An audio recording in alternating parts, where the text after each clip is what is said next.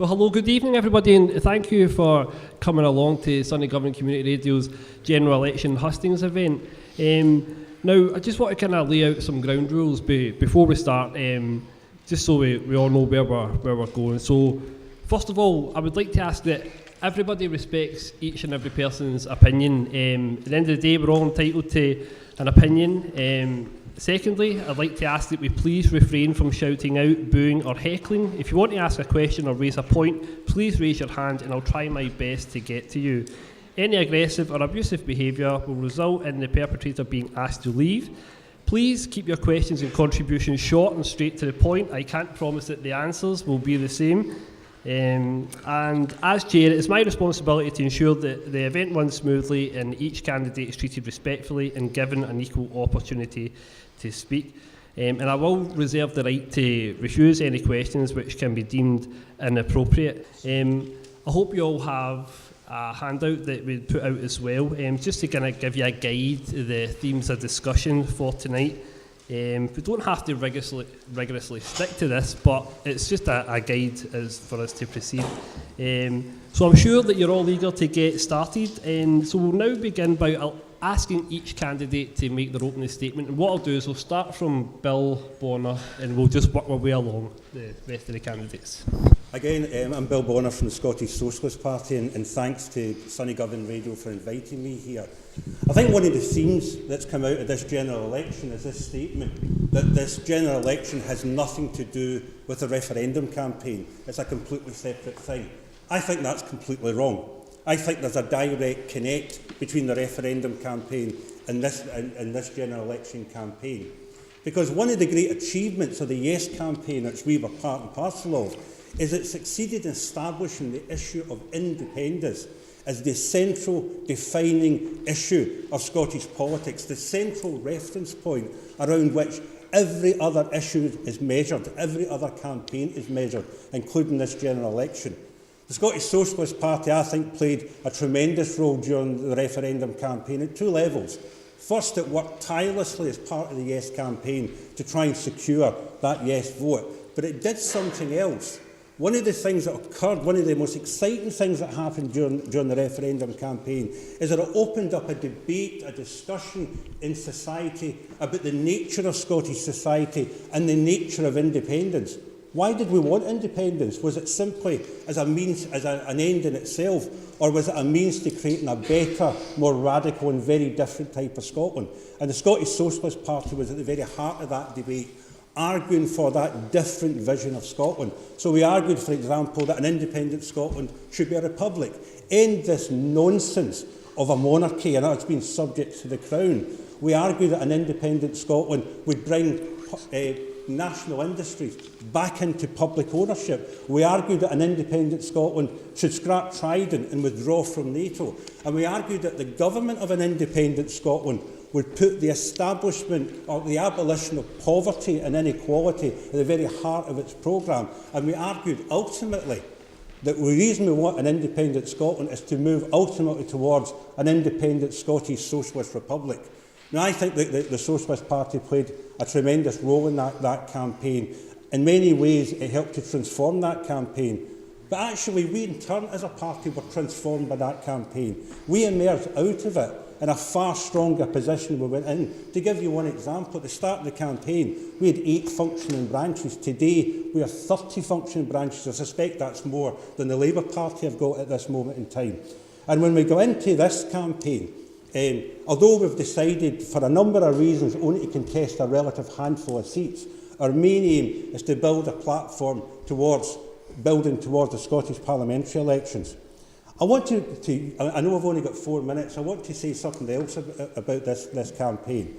I think May the 7th will be a historic day for Scottish politics, because I think it will be the day when the Labour Party in Scotland finally dies and collapses. And it's been a long time coming.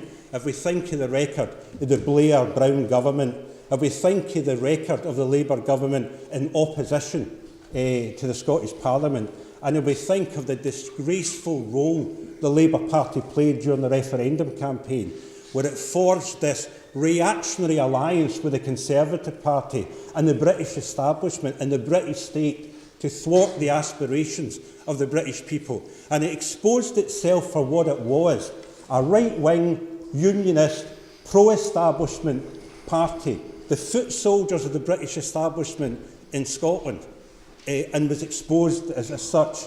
And I think when that collapse happens in May the 7th, I think there'll be celebrations all over Scotland, not from just people generally, but in particular for people like myself on the left and in terms of progressive politics. It's been a long, long time coming.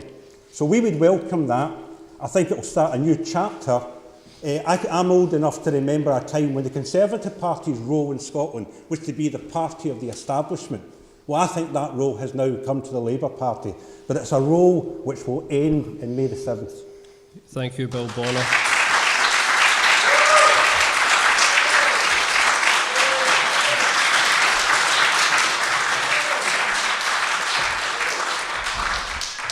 Now, I'd like to ask Sean Templeton, who represents the Scottish Green Party, if Sean could speak. Hello. Sorry, folks. I'm just going to share Bill's microphone, and I share some of the things he says. And I'm glad so many people are here tonight, because some of the hustings recently haven't been particularly well attended. But this is a fantastic turnout, and I'm glad so many people are here to hear from us tonight, because I think it's important to take part in the election process throughout. For the Green Party, may I say that the independence referendum was one of the things that has spurred the Green Party on to new heights and new numbers beyond anything we could have comprehended. And the reason for that is that people are anxious for something new and something different to take place within politics. Now, I'm going to say some similar things to Bill, but perhaps with less ire, perhaps with more. But what I'll say to you is that, simply put, Westminster is broken. The system is broken. It's a conservative system that we've got. There have been no changes in terms of Westminster politics, no real changes to how it functions in over 100 years since the House of Lords had one of its teeth taken out by the Parliament Act. But since then, it's the same system, the same house, the same two houses, doing the same routine over and over again. Half of them unelected, the other half stuck in a stale battle between what pretends to be left and what pretends to be right. But really what they're doing is tinkering round the edges. They are conservative, no doubt about it. Some of them with a big C, some of them with a little c, lots of them, lots of little c's and lots of big C's. Whatever you want to call them, it's the same system that we've got and we've had for over centuries now. And it's time to change that. Now, the reason it's important to change that is that we've seen in Scotland with a PR system, we've seen how the other parties that some of you will support here, have a voice within the Parliament. They don't have that voice in the Westminster Parliament with a first past the post. So it's a broken system. And when I say that they're all conservative, what I mean by that is, essentially, when you look at all the details that they come up with, all the variations and what they'll spend this on or what they'll spend that on, they're tinkering round the edges. That's all they're doing, tinkering round the edges with a system that's been in place for time immemorial. And that's all of the parties to sitting here to the right of me that's in that position. They will make no real changes. I can guarantee you that now. In a way, it almost doesn't matter who you elect for this area. They will have no real power and they will make no real changes, no matter who you send to Westminster. And that's why I say it is a broken system and it needs to change. Which of the parties here are suggesting that we get rid of the House of Lords, for example? It's not awfully your party. It's good to see then, that's good. The Labour Party are going to put on and get rid of the House of Lords. That's good to see that. And SNP too. Very good. I'll look forward to seeing that vote go through the House of Commons and see how that reacts. Simply put, it's not going to happen. If you want me to give you guarantees, it's not going to happen. We will have a House of Lords in 5 years' time. We'll have a House of Lords in 10 years' time. That change is not coming with any of these parties. Now, why it needs to change is that for too long, the parties are fixated on the economics of growth and the economics of the City of London. That is how the UK turns. It turns on what happens in London, and the rest of it, if it filters down, very good for you. You might get some benefit of it eventually. It has to change. There has to be more regional powers. There has to be more powers in Scotland, and that's hopefully, we'll come on to that later on, possibly, if we get to it on the Smith Commission. We have to get more powers to Scotland. We have to get it away from Westminster so we've got more control over what happens in Scotland. We have to get away from the economics of oil and gas. That is the central policy in a lot of the commitments that were turned around in the referendum. A lot was to do with how much the oil would bring in, how much would it not bring in. That was never the issue for the Green Party. The Green Party's movement for independence was completely the opposite of depending on the reliance of oil. We were much more, as you can probably tell, we're much more in favour of renewables and moving towards that side of things. So it was never a vote that was dependent on oil for the Greens. We missed out with the referendum. But the Green Party were democratic and decided on a vote basis that we were going to support the Yes campaign. The new members that have come in have probably increased the numbers that were supporting the Yes campaign. One of the things that's irritated me the most during this campaign on the other party's part is this business about how it was one chance in a lifetime. That was something the SNP said. It's a chance in a lifetime. That's it, over for a generation. What the SNP and what everybody else forgot very quickly was that the Yes campaign was not the SNP campaign. The two things were separate. The Yes campaign was made up of groups who were supporting independence. It wasn't the SNP's role to speak on all our behalfs. I never said we're never going to have a referendum again in the next lifetime of me. The opposite, I would say. I think this election coming up may well determine whether or not Scotland should be independent, depending on the outcome. None of us know the outcome. What if we end up with a Tory UKIP government? What is Scotland going to do then when we've got that coalition? What if we've got the current coalition continuing and we've got more cuts to Scotland and more cuts that are being pushed by the right-wing press saying that Scotland is overfunded, over-subsidised, all that rubbish that they talk about? What are we going to do then? Are we just going to sit back and say, well, that's fine. It was decided for a generation. We'll just have to take what we get. Well, what I say to you is that that's not the answer. There is an alternative. It's not off the table yet. It won't be off the table until Scotland has justice within this system, either within the UK or on its own. And we don't have that at present. Thank you.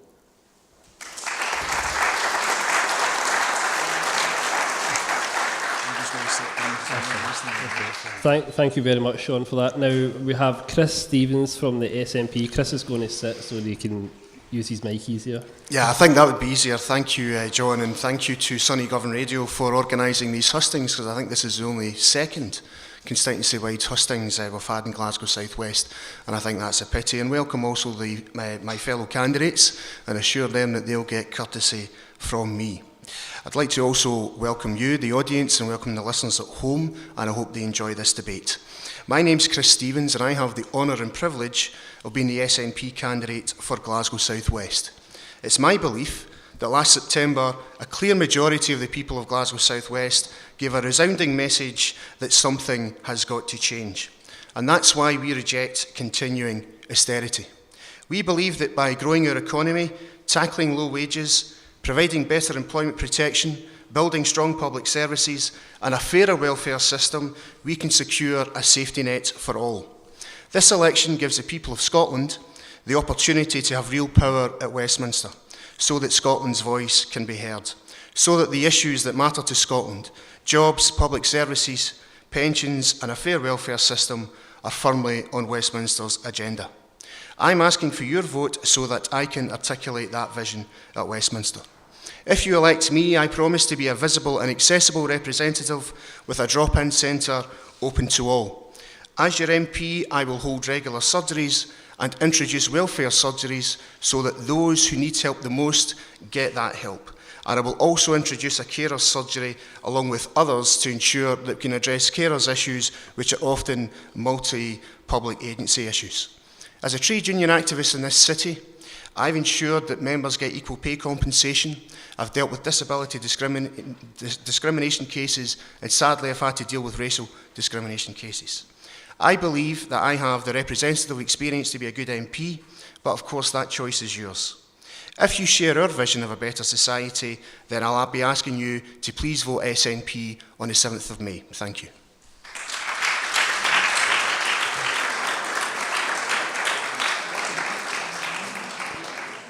Thank you, Chris Stevens. Now, Ian Davidson from Labour and Cooperative Party. Thank you. We've had a Tory government in London for 5 years, an SNP government in Edinburgh for 8 years, and the net result of that is that we've had an explosion of food banks in this city where the food for those people has got to be provided by charitable giving. I think that that's a disgrace, and something has got to change, and I'm happy to say that the Labour Party are announcing tonight that every food bank in this city and elsewhere in this country will get, within 24 hours of the election of the Labour government, £5,000 of assistance in the short term as part of a programme to eradicate the need for food banks in our country. Now, I want to pick up the fact that over the last years, we've been in a country where the rich have got richer, the poor have got poorer. A crisis caused by the misdeeds of bankers, which resulted in nobody going to jail, has undoubtedly ended up with working people bearing the brunt of those circumstances. And I think that we do need to have redistribution of wealth and power in this country. And I regret very much that now, well, he didn't expect much more of the Tories, but I regret that the Scottish Government has made no moves whatsoever to actually redistribute wealth towards the poor and needy in our country. There has been no systematic transfer of wealth and power in favour of those that need most. Now, anybody here that's got a house worth more than £2 million, I can tell you that Labour will tax you more heavily. Any of you that are here that are earning more than £150,000 a year, if we win the election, Labour will tax you more heavily. If any of you are involved in running your own hedge funds, then again, they will be hit by a Labour government. In order that we can do things like expand the number of nurses that we employ, in order that we can make sure that apprenticeships are provided to every youngster that wants or needs one. That's what we mean when we say that we want to see redistribution. But one of the particular points that I want to pick up is the question of the imbalance of power at work, in the workplace. Because one of the changes that there's been in the economy over the last 5 years for the Tories and 8 years with the SNP in Scotland has been the way in which the working people have ended up being, as it were, atomised. The way in which we've had the explosion of 0 hours contracts. And I think Labour are going to quite clearly make a change in that situation. I have been involved, as many of you will know, in fighting blacklisting, which is why I'm getting the support in this election of Unite. Len McCluskey is coming up to speak for me tomorrow. I'm getting the support of the GAMB and UCAT and the Blacklisting Support Group. We have got to drive blacklisting out of our economy, which is why I very much regret that the Scottish Government has refused to blacklist the blacklisters in the way that many English Labour local authorities have done, have refused to give contracts to firms that were involved in blacklisting. Similarly, the question of the national minimum wage. We introduced the national minimum wage and we are committed to it. We will make sure the national minimum wage goes up above £8. And I've been at demonstrations recently where the fast food industry's campaign calling for an end to 0 hours in places like McDonald's and the introduction of a £10 minimum wage, and I support that also. But I think we've also got to be clear, coming back to the point about zero wage, we've got to make sure that we end that situation where people are waiting hour by hour, day by day to see whether or not they'll get work the next day. And I'm absolutely clear that, quite rightly, Labour will abolish those. And that's why I'm glad to have got the support of the RMT, because they've been campaigning against 0 hours in the rail industry. And the RMT, which as many will be aware, support Tusk candidates in other constituencies, are supporting me here because of the work that I've done with them, and that's why Mick Cash was up supporting me yesterday. And the living wage, we will also make sure that we drive the living wage through in the public sector. And I think it's a disgrace that the Scottish Government twice voted to reject the extension of the living wage to all public sector contracts, just as it's a disgrace that the Scottish Government have lots of people working in the health service on 0 hours contracts, and in the universities funded by public money, lots of people there on 0 hours contracts. Labour governments will abolish all of that.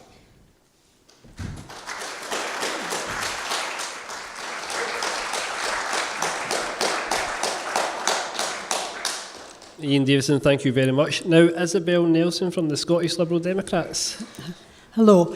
I'm standing as a Liberal Democrat in Glasgow South West, And I think it's only fair, I'm going to have a different approach altogether from this. I think it's only fair that the people in South West actually know who I'm asking them to vote for. And when I say that, I'm going to not ignore the election at the moment, but concentrate on me, because I'm asking them to vote for me. Now, I'm a Glaswegian. I've lived in Glasgow all my life. I live right in the centre of Glasgow South West in Cardonald, and I've worked in Glasgow for the benefit of the Glasgow people for half of my life.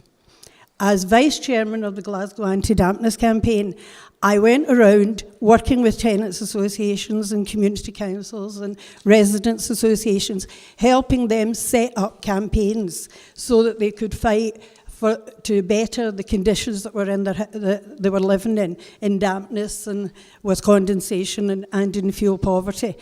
I then, as General Manager of Heatwise Glasgow, I continued that work, working again with tenants associations, setting up draft-proofing, loft insulation projects, home security, and we worked in we worked in Easterhouse, Castlemilk. We also worked in Govan. We worked in Pennylee, Corker Hill, and Pollock.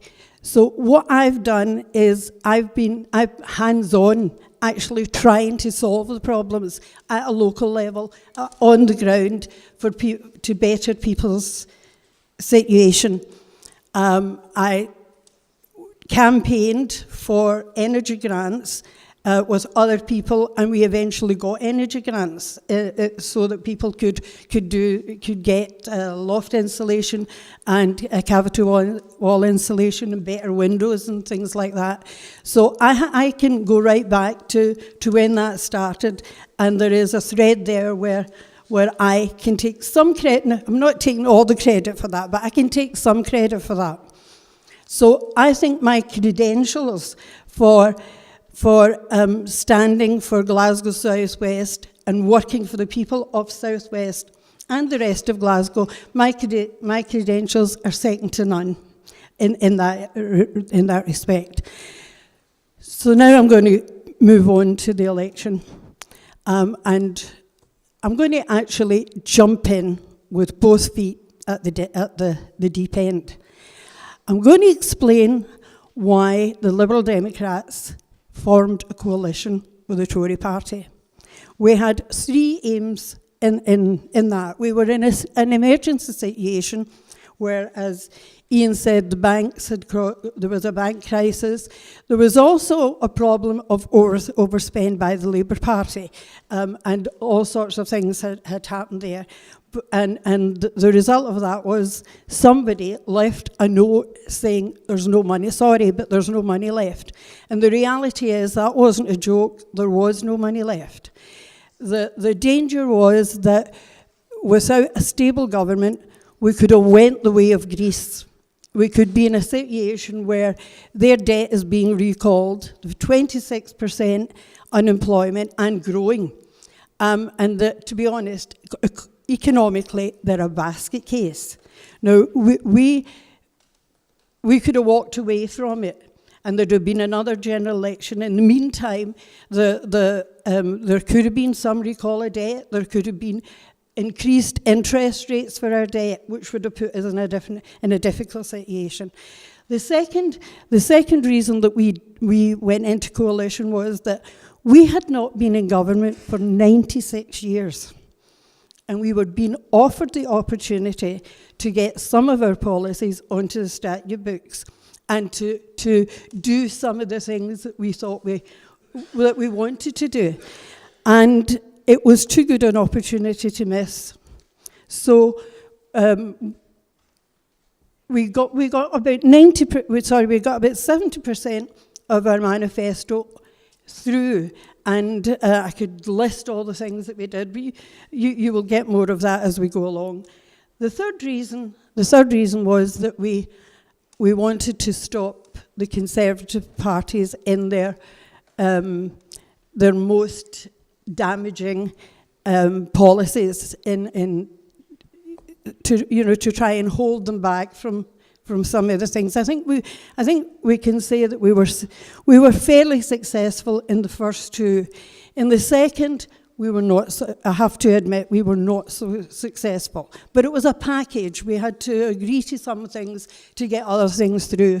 And the things that we got through were raising the tax allowance, tax threshold, getting a pensioners deal for the pensioners so that they don't, they get at least 2.5% or the rate of inflation, whichever is the highest. And there's other things as well, which we can talk about later.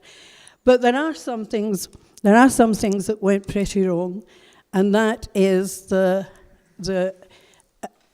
extra room levy, or whatever you want to call it, and also the way that disabled and unemployed people are treated, how they are put out of, they're losing their benefit. If I could just ask you to round up Right. quickly. Okay.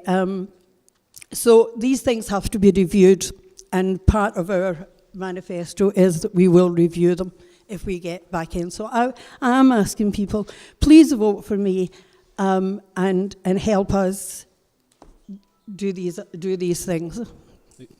Thank you.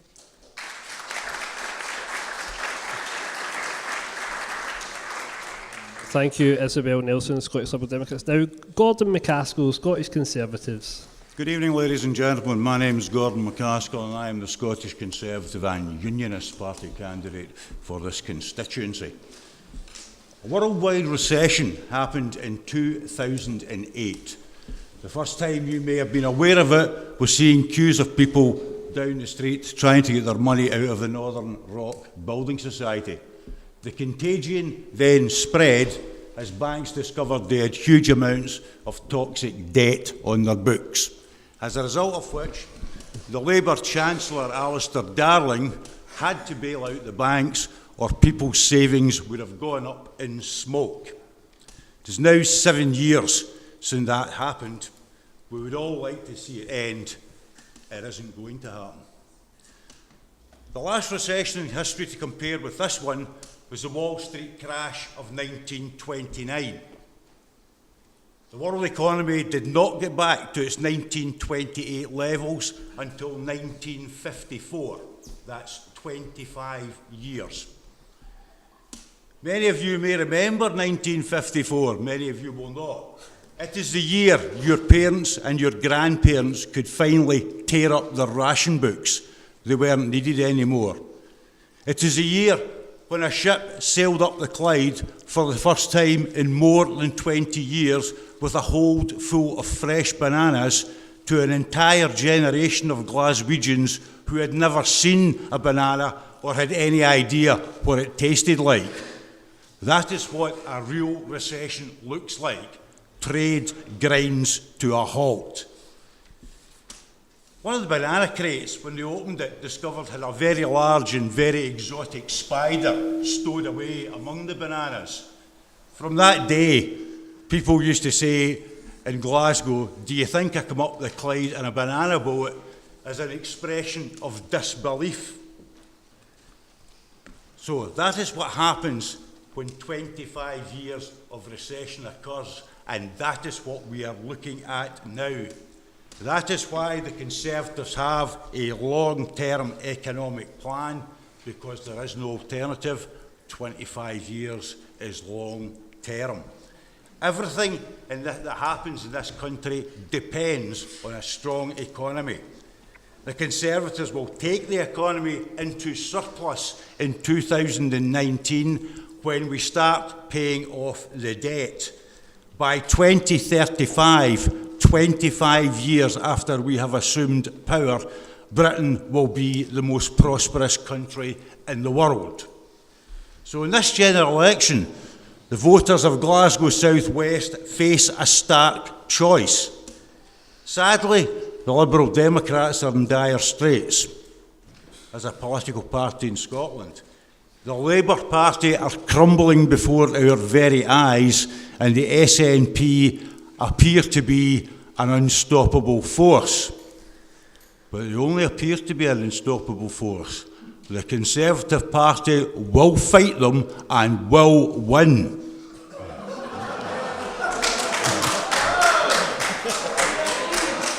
So that is your choice, the long-term economic plan or chaos. Vote Labour and we are back in deep recession within 3 months.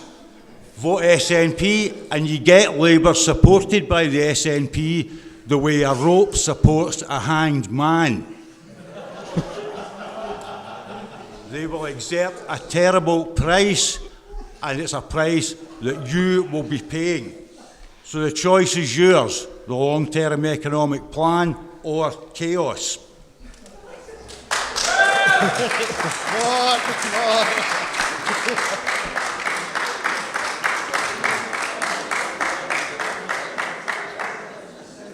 Thank you very much, Gordon.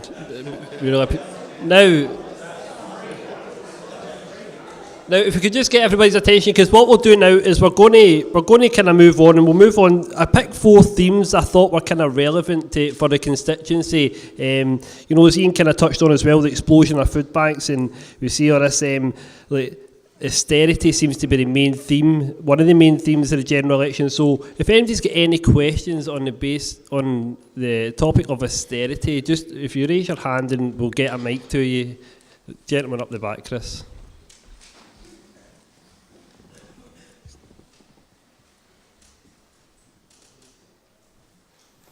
If any of you are elected, well, one of you is going to be elected, will you, if your party leadership says to you, we're going to carry on with austerity cuts the way they are, will you vote against it? Not abstain, but vote against your own party if you're successful? Chris Stevens. Well, our party is opposed to austerity. And why are we opposed to austerity? That's not what I asked you. I asked you, if your party leadership says we are going to carry on with austerity cuts, would you vote against them? Don't make up your own question. Please answer mine. Well, I wasn't making up. It's a quick and simple. Yes, I will vote against my own party, or no, I will not vote against my own party. One member of this table has, on numerous occasions, since he was voted in, has voted against his own party. Will you do the same? Yes or no? Well, okay, sorry, I was saying a sip of water. I don't see any circumstances in which the party leadership would ask me to do that, firstly. Secondly, if I have disagreements with the leadership of the group, I will take them up firstly internally, and if need be, in terms of an issue that I feel important about, like austerity, then I may very well do that.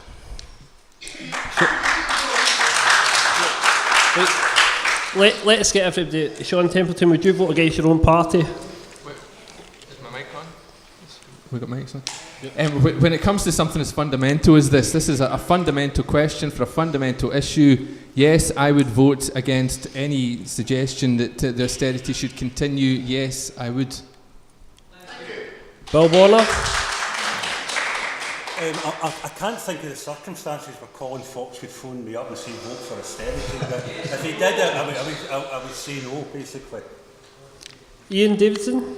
With me, you don't need to look at into the crystal ball when you can read the book. I have voted against my party in a whole number. No heckling. Man said. Yep. I mean, I have voted against my party on a whole number of occasions, both to oppose the Iraq War, on the questions relating to the EU, and on questions of Trident, and on public expenditure. So I have no qualms. I might very well do that. If I don't agree with what my party is proposing, I have been voting against them in the past, and I will continue to do so in the future. Isabel Nelson.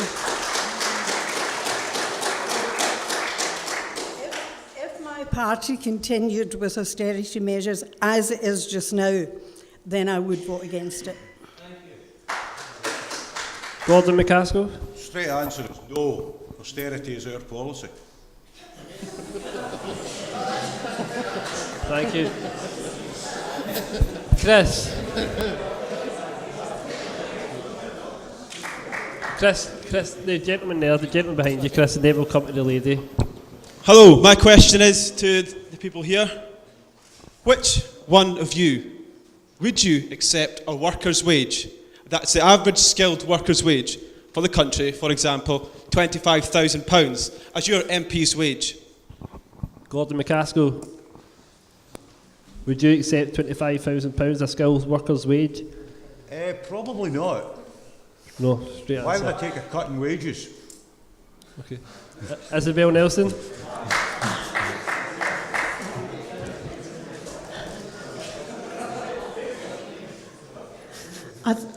I think this is a redundant question for me because I'm a pensioner, and if I get in, I would almost do it for nothing.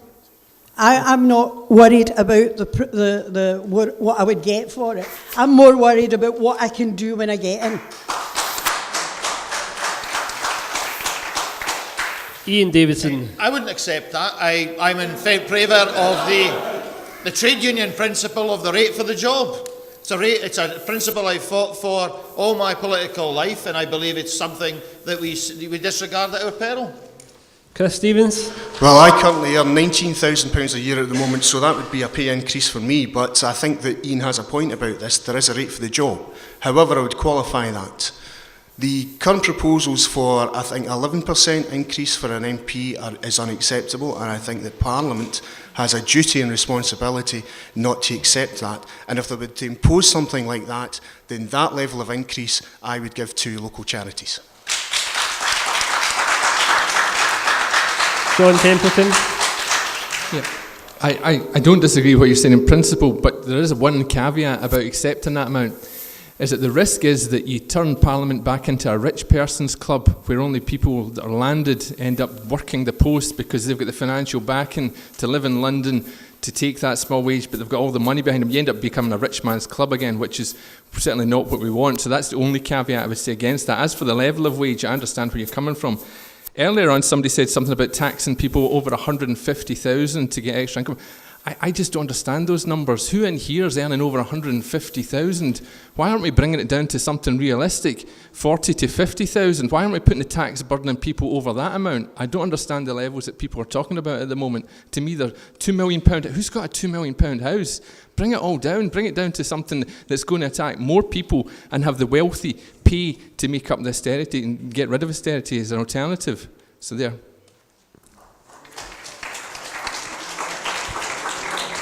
Bill Bonner? Okay, well, the Scottish Socialist Party has always had a policy of standing on a worker's wage. There's a reason for that. We think MPs are overpaid. We don't think they represent working class people and constituencies. They earn far too much money. We need people in Parliament who are there as public servants, and they should earn the income of public servants. As for this thing about a rich man's club, we'd also do other things. We would stop, for example, MPs having other jobs. An MP's job, as Ian Davis will probably tell you, is a highly demanding job. How come we've got a situation where MPs treat being MPs as a kind of part-time job, while they have 5 or 6 other jobs on the side, usually a whole number of directorships? If we're going to make Parliament more accountable, we need MPs in Parliament who are at a level of skilled workers, which is a more than reasonable wage. And I think what you'll get then, you will actually attract precisely the kind of MPs we want. People who aren't in it for the money, who aren't in it to turn being an MP into a kind of personal business, which a lot of them does. I think it's a ridiculous situation in a city like Glasgow, for example, where how many MPs over many, many years end up being millionaires at the end of it because of the incomes they're driving and the investments they're making. That's shocking. And that's something that we've got to break with. No wonder people become cynical about professional politicians. So you would take the workers' wage bill? I would.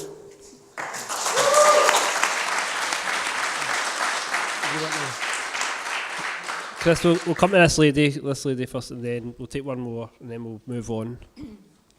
My question is actually for Mr. Davidson. I'm head of finance in a national charity, a national Scottish charity, and I was extremely confused, and it's very hard to confuse me.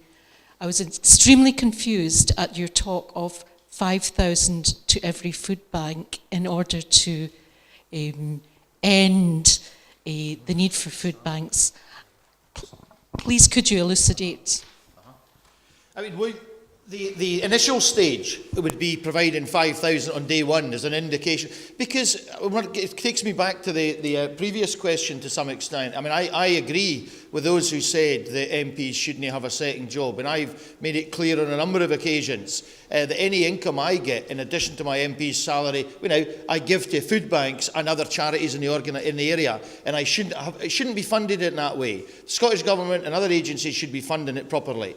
What we have said is that on day one, within 24 hours of a Labour government coming in, we would be supplying £5,000 to every food bank in the UK as a short-term measure, because I know that some of the food banks locally, when I've given them a couple of £100, they've actually been so short of stuff that they've gone off and spent the money immediately on stock that they needed. So that would be the first stage of eliminating the need for food banks. Chris, we'll take the question for the lady over here. Hi there, this is a question for Mr Davidson, and apologies because it sort of picks up on what the lady said already.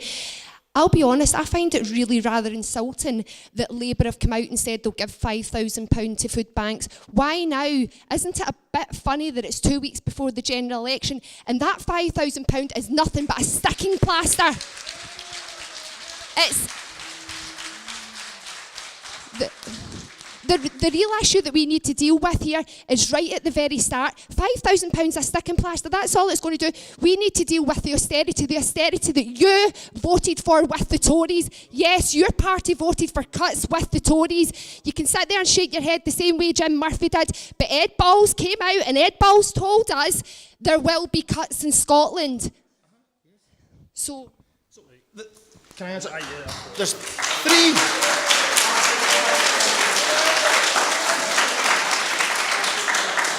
You made three separate points. The first about the £5,000.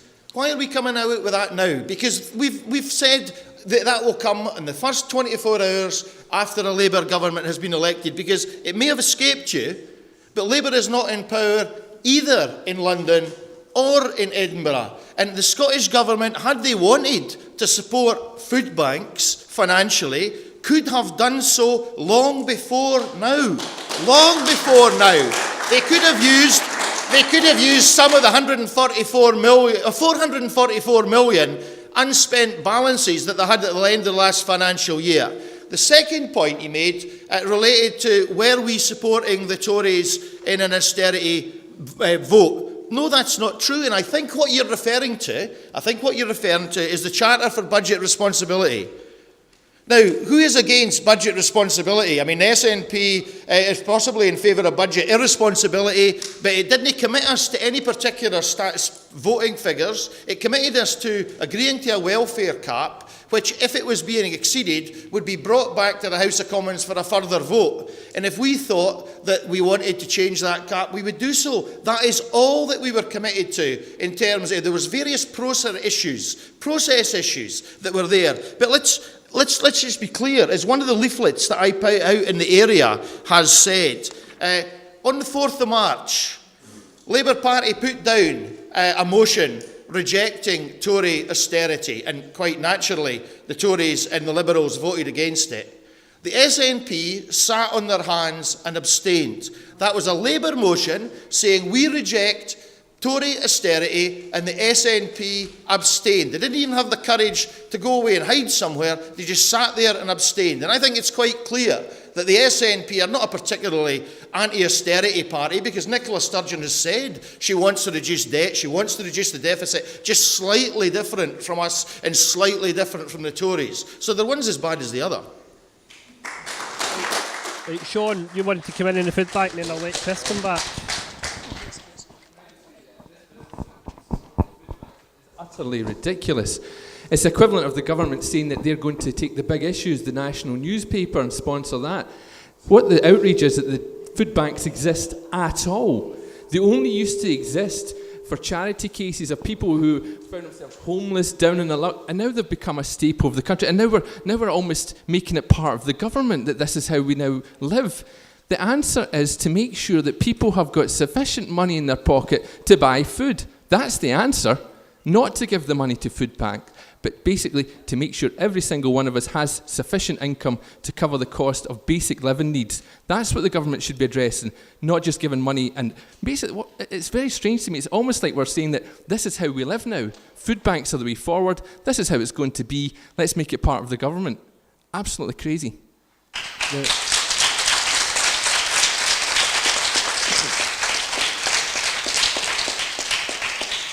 Chris, would you like to come back? Because Ian Davison made a few points that the SNP have been in power for 8 years in Scotland, yet food banks... Well, he's mentioned the SNP more times than he's mentioned Labour, actually, because I've been doing a count. The main driver for people to go to food banks is the culture of benefit sanctions that's currently taking place in DWP, and we know that because the Public and Commercial Services Trade Union gave evidence to Holyrood Parliament saying that staff in DWP are under extreme pressure to take points off of people and therefore reduce their money. Now, frankly, Ian, the Scottish Labour Party manifesto is silent on these issues and that culture. And I think that, that is what has to be addressed. That's the main driver that's sending people to food banks, that and low wages. Now, in terms of austerity, on the 13th of January, Ian, you did vote with the Conservatives and the Liberals, which contained £30 billion of cuts. You then argue on the 4th of March that there was a motion rejecting austerity, and yet it was pointed out during the debate by Stuart Hosey that you're still committed to spending cuts. Now, there's a big difference between efficiency savings, which is taking money from one part and putting it to another, and spending cuts are different. You can't say that you're in favour of rejecting austerity whilst backing spending cuts. It's one or the other, Ian.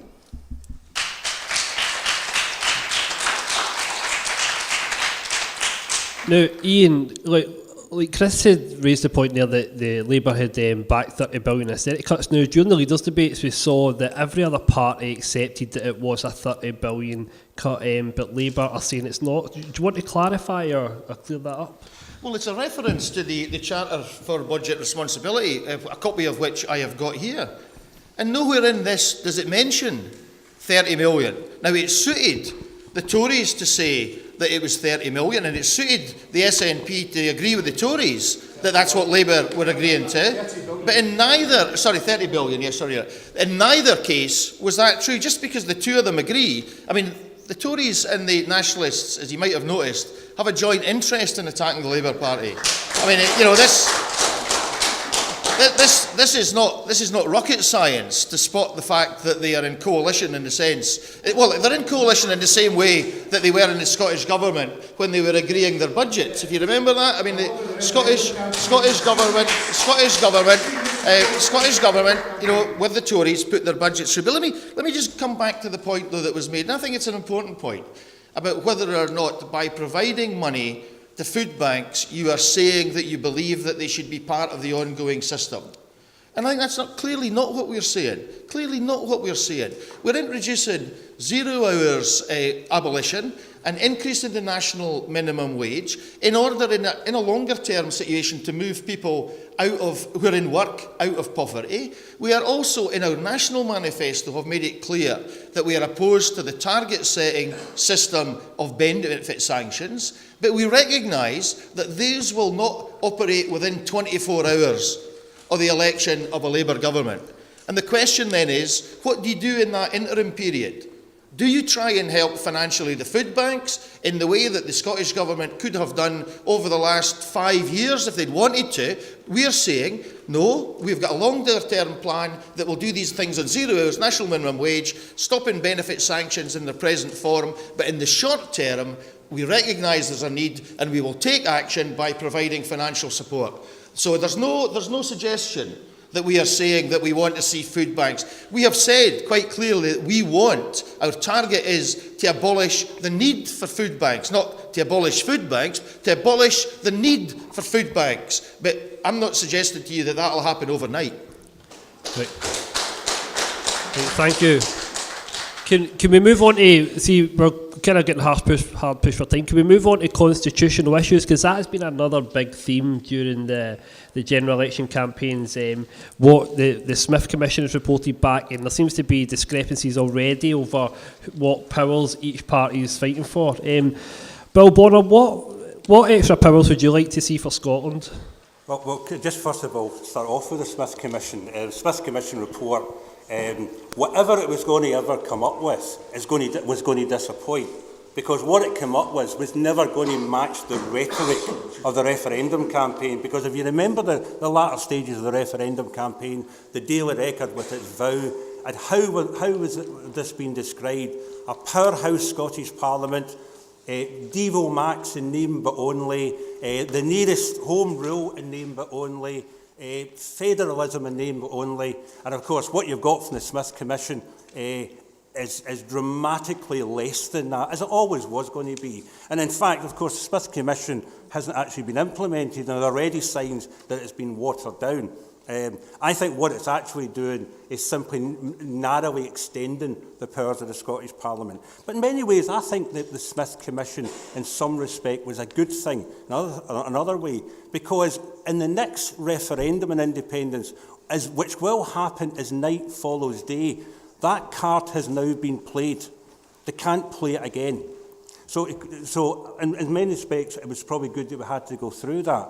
In terms of the powers for a Scottish Parliament, at one level we want to see Home Rule in Scotland, in terms of the maximum powers necessary. But the simple fact is this, even if you go to that, there's a simple question here. The question is, do you want a Scottish Parliament that has all the powers necessary for the effective governing of Scotland? If the answer to that is yes, what you're describing is independence. And then it's only a matter of working out and negotiating the detail of independence. So yes, we'll always argue for more powers for a Scottish Parliament. We will certainly argue for far more powers than the Smith Commission, which already is beginning to look like a bit of a sellout. But ultimately, the way to get all the powers for a Scottish Parliament that's actually needed is independence.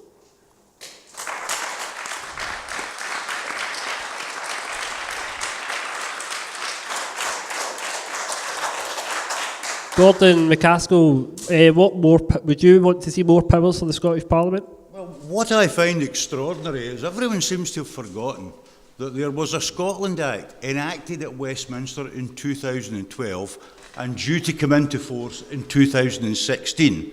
The Smith Commission is additional to that Act, which comes in 2016. Now, the fact of the matter is that the reason for the Smith Commission is quite simple. You have a Parliament in Edinburgh which writes cheques but doesn't raise any money in order to get them. So the bottom line is the Smith Commission and the Scotland Act is so that parliamentarians in Holyrood have to face the people that they're having to tax for the money, which they have never had to do since 1999. They have simply got a block grant from Westminster and then written cheques. They exercise power without responsibility. From 2016, that will no longer be the case. Thank you, Gordon. Isabel Nelson, what powers would you like to see for the Scottish Parliament? Well, we've been campaigning since the early 20th century for home rule for Scotland within a federal Britain, and that's where we'd like to go. What we're not campaigning for is independence, which means that we are separate altogether from the UK. But I have to say that the SNP, with their keeping the pound, keeping the Queen, keeping all of these kinds of things, have moved from independence to home rule. So not in the same way that we want it, but they still have moved away from what we would have said was independence. So we would like home rule. So the Smith Commission is a step, but only a step in the right direction. It's not complete, and it is a process, and we think it will go further. Thank you, Isabel. Sean Templeton. Yeah, you see, I'm very much more, I should probably say at the start, my profession is being a lawyer, and I'm very much more cynical. I don't think we'll get anything like we were promised. I think it'll be watered down. You cannot trust what was said. It'll be watered down, and we'll pay a very heavy price for it financially. We'll get the minimum they can get by with saying that they've ticked the boxes, and we'll get a substantial cut in the funds. And somebody says that you don't raise funds. Of course Scotland raises funds. We're all taxed. We pay tax. We've got industries. We make money. Scotland makes well above its average in terms of its income. But we don't like to talk about that. We just like to talk about, not much like, even though UKIP's not here tonight, it's the same rhetoric of money coming north of Hadrian's Wall, somehow as if it's not your money, as if you didn't make it to start with. It's all that nonsense that carries on.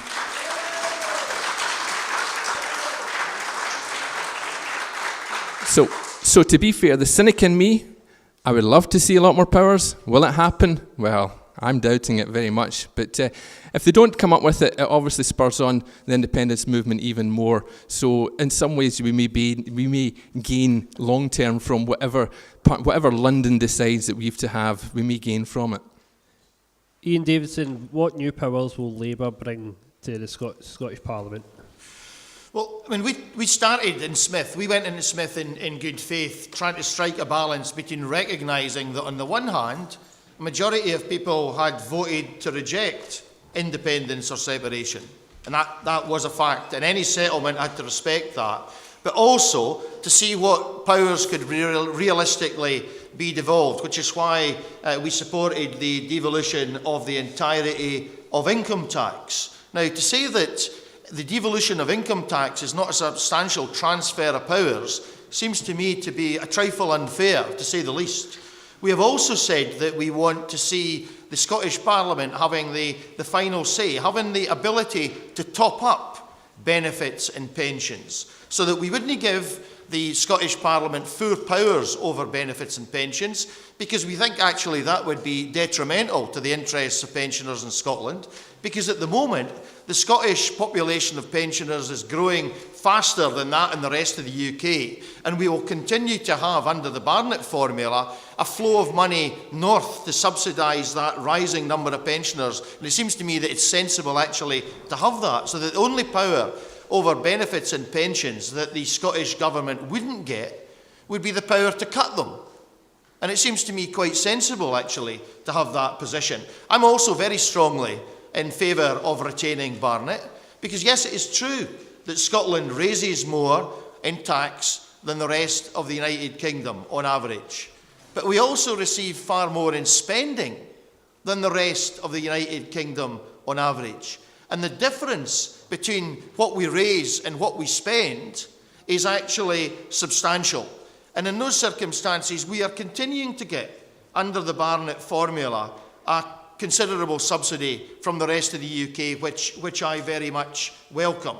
So what I would also want to see, let me say, is further devolution, because one of the difficulties, I think, about the Scottish Government at the moment is that it clearly is a centralising force, sucking powers into the centre, whether it's the police service, the fire service, control over the colleges, all sucked into the centre. Part of Labour's policy is to further devolve. We've said that we would want to devolve the work programme, for example, to Glasgow, to Scotland's cities and local authorities. We would want to devolve the Crown Estate to local authorities in the Highlands and Islands. We would want to devolve a whole number of things like that outwards, because for us, devolution is not just simply a question of sucking power into Edinburgh, it's about spreading power further downwards as well, so that Glasgow, which has been treated very badly under this Scottish Government at the moment, should get its proper share of financial support. And those of you that saw the leaflet that we put out about why is Glasgow being robbed by the SNP will be aware that Glasgow's share of local government funding has been cut by £370 million since 2008. So Glasgow's worse off under the formula that the SNP are using as compared to the formula that Labour was using. Now, it seems to us that reversing that is in the interest of devolution and in the interest of people in Glasgow. Now, Chris Stephen, we'll get Chris's reply and then we'll just open up to general questions. I notice the time's getting on, so after that we'll just open up for general questions. So, Chris Stevens, what new powers would the SNP fight for the Scottish Parliament? Okay, well, firstly, John, we come from the principle that the people of Scotland are sovereign when it comes to constitutional issues, not the Westminster Parliament. And I do accept the referendum results, but I also accept that Glasgow and Glasgow South West voted yes, and we have a duty and responsibility to those yes voters to argue for as many powers as possible. And what we've already seen in the Smith Agreement is the rollback from the current UK government and the UK command paper. So already taken away some of the issues that was agreed at the Smith Agreement. Like, for example, it doesn't allow the Scottish Parliament to create new benefit entitlements. It basically gives an effective veto on some of these things. The Tory-led government are rolling on with universal credit, which is frankly shambolic in terms of those issues. And also in terms of capital borrowing powers, it's asking the Scottish Parliament that the new powers would replace rather than augment the existing capital grant. We are clear that home rule, not the home rule promised by Gordon Brown, but real home rule, and that's full financial responsibility. And I reject the comments made by Ian, which are similar to right-wing Conservative newspapers that somehow Scots are being subsidised and are subsidy junkies. Sorry, Ian, I just think that's plain wrong.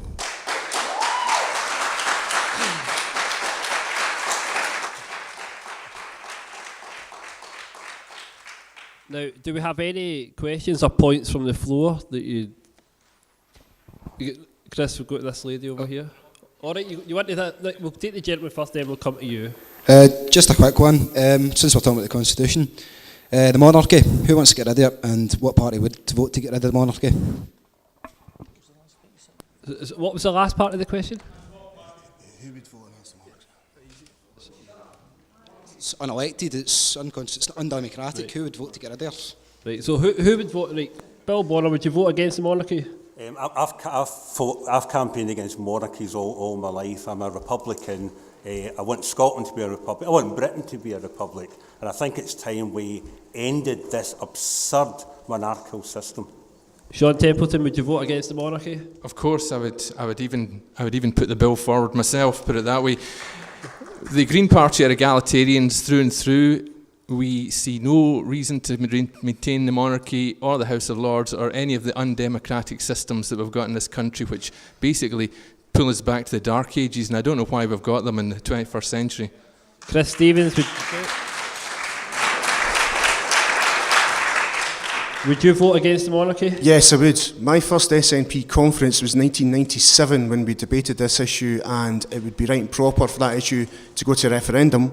In that referendum, I would vote for a republic, because my view is that monarchy and the House of Lords represent the pinnacle of the class system. So yes, I would vote for a republic.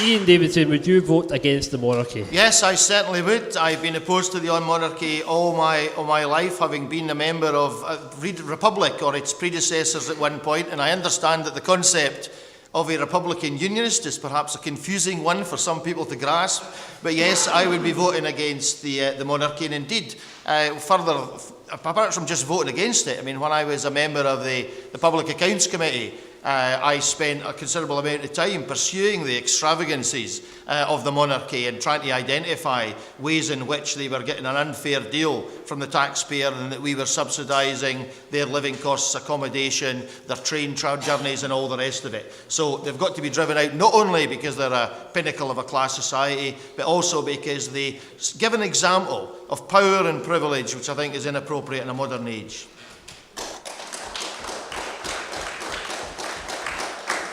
Isabel Nelson, would you vote against the monarchy? As a party, my party's not against the monarchy, but on a personal level, I'm totally indifferent to it. I think there are much more serious problems we need to address. Gordon McCaskill, would you vote against the monarchy given the choice? Yes, what I find interesting about this discussion is we have a room full of people who will bang on endlessly about multiculturalism and their traditions and their heritage. But apparently British culture, British heritage and British traditions are worthless. I find that entirely ironic.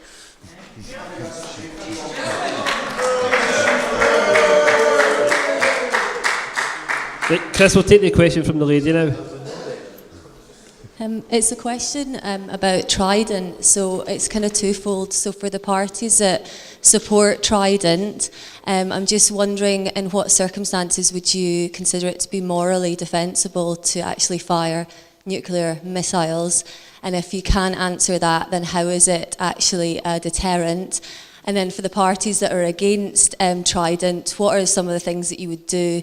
How would you use the money? You know, because it's billions of pounds, and I guess part of this question is really focused to Ian Davidson, given that you're talking about food banks and given that your party is still saying that it would back, you know, rebuilding Trident and spending billions of pounds on something like that when we could have been spending the money on actually the people that need it.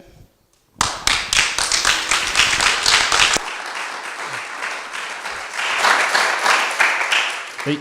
Ian, in what situation would you feel it would be morally defensible to fire Trident?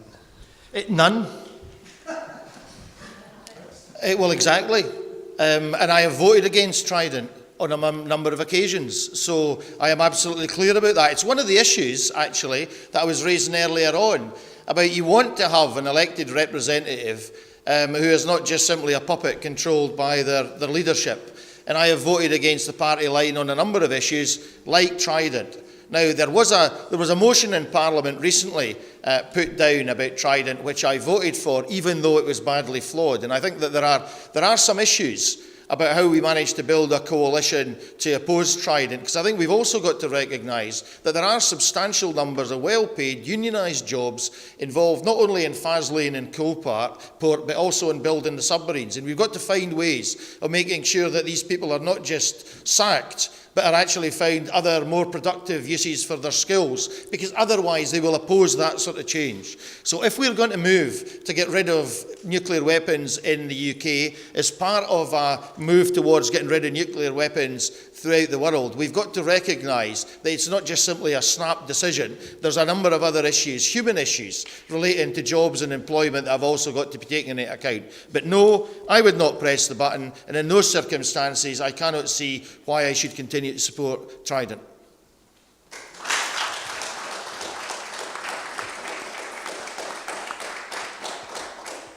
Isabel Nelson, is there any situation that you feel it would be morally defensible to fire Trident? No, I don't believe we should have Trident.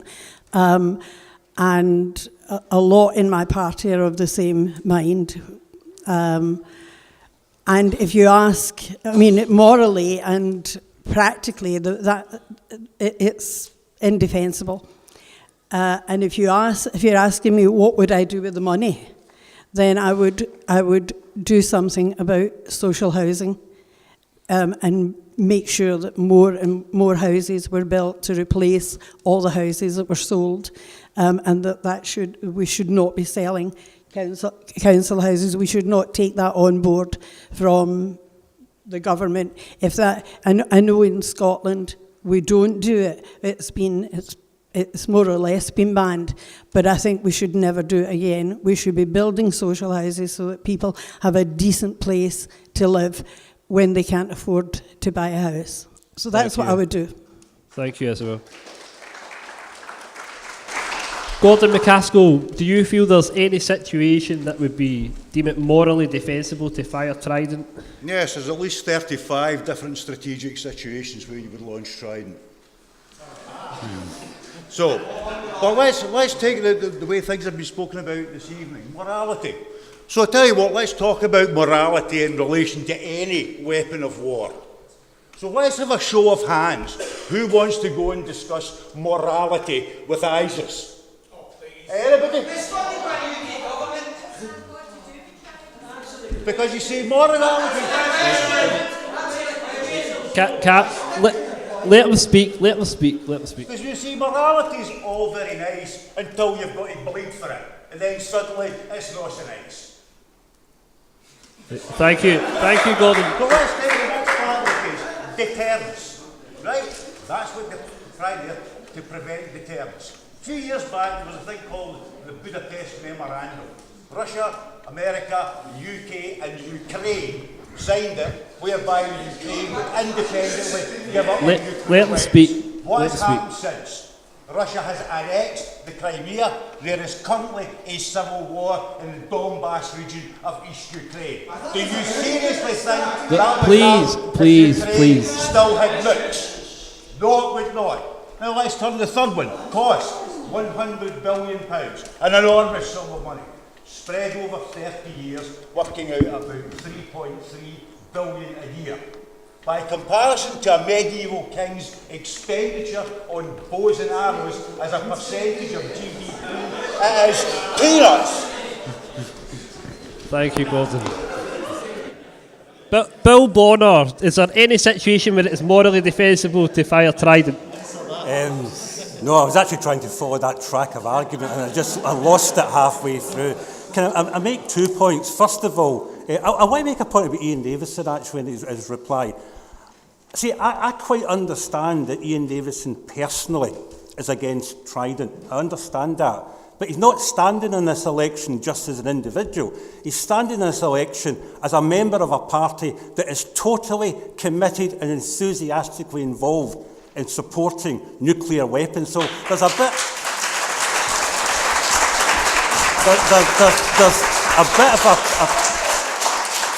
There's a bit of a political sleight of hand going on here with some of Ian's replies to a lot of things. Because whenever it's something on the left, he gives his personal position. But that's not necessarily the position of the party. And it's not, you're not just voting for the individual, you're voting for the party. And they are a party of austerity. And they are a party, by the way, that voted for £30 billion worth of cuts. But to go back to nuclear weapons, let's be absolutely clear. Nuclear weapons, Trident nuclear weapons, have got nothing whatsoever to do with defence. Nothing. They never have done. They're a status symbol. They are a status symbol of Britain's... It's an attempt by Britain to somehow pretend that we are still a world power. It's the entry ticket to the Security Council of the United Nations. And the reason why Britain retains nuclear weapons so it can still retain that status of a world power. I think that's what the Conservative mentioned morality. I can't think of a more immoral reason for having nuclear weapons and spending £100 billion over 30 years than being part of a nuclear club because it enhances Britain's reputation abroad.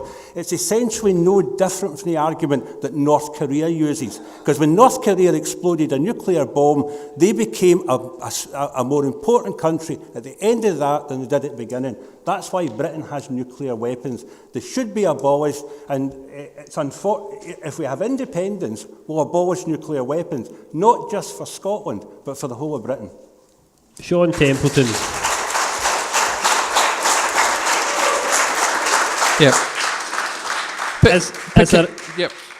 Is there any situation you feel would be morally defensible to fire Trident? No, there's not. And picking up on that last point, there was a feasibility study by the MOD to move Trident to Southampton, and the MOD said the collateral risk if there was an accident was too high in that part of Britain. Therefore, Scotland can just keep them there where the risk will be lower.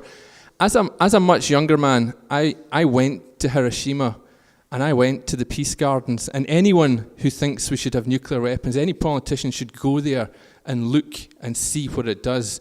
Because as you go around that museum and you start seeing the burnt clothes and you start seeing the melted items taken in by the heat and you start seeing the children's toys burnt out as they were wiped out by that bomb, how could you possibly think that that's moral? What situation could you possibly do that again? It's a lesson learned. Should never have happened in the first place, but it did happen, and we should never ever allow it to happen again. We as the UK should take the lead, make a stand, get rid of them, and make other countries get rid of them too.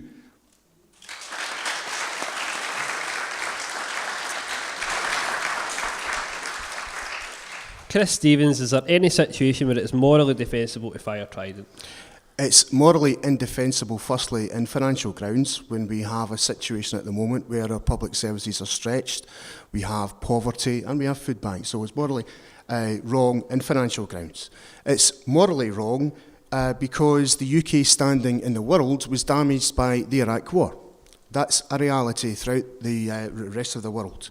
And I think that we should be concentrating in foreign policy more on international justice and peace initiatives rather than spending that amount of money on Trident. And it's also morally wrong, incidentally, on defence grounds, because between December and January there was a Russian warship in Scottish waters, and Phil Hammond in the House of Commons had to admit that the MOD only found out about that by accessing the social media website Twitter. Now, what we need to do in defence grounds is, because we're spending all this money in Trident, there is no money for maritime patrol aircraft or maritime patrol vessels, and that's, if there's any defence spending, that's what it should be going to. And like Sean, I think the UK should be going to the Nuclear Non-Proliferation Treaty Conference, Review Conference, and supporting a ban on nuclear weapons in the same way it supports a ban for chemical and biological weapons.